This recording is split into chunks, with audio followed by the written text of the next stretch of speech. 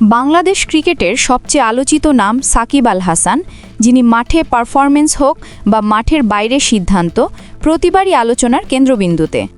সাম্প্রতিক সময়ে এই কিংবদন্তিকে ঘিরে নতুন এক রহস্য তৈরি হয়েছে, যা এখন ক্রিকেট ভক্তদের কৌতূহলের কেন্দ্রবিন্দু।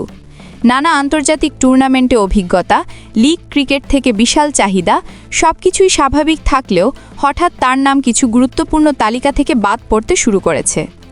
সাকিবকে ঘিরে সবচেয়ে বড় আলোচনার জন্ম দেয় আইপিএলের চূড়ান্ত নিলাম তালিকা, যেখানে প্রাথমিকভাবে নিবন্ধিত হওয়ার পরও তিনি আর জায়গা পেলেন না।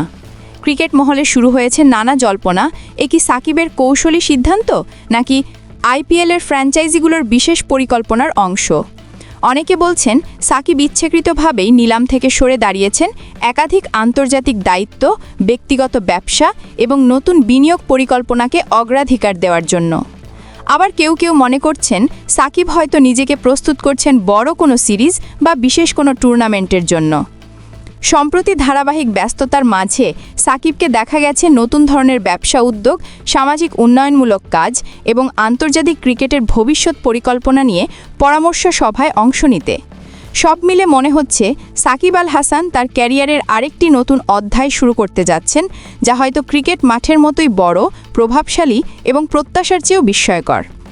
ভক্তদের মনে এখন একটাই প্রশ্ন, সাকিব কি ক্রিকেট থেকে ধীরে ধীরে অন্য ভূমিকায় যাচ্ছেন নাকি আসছে আরও বড় চমক।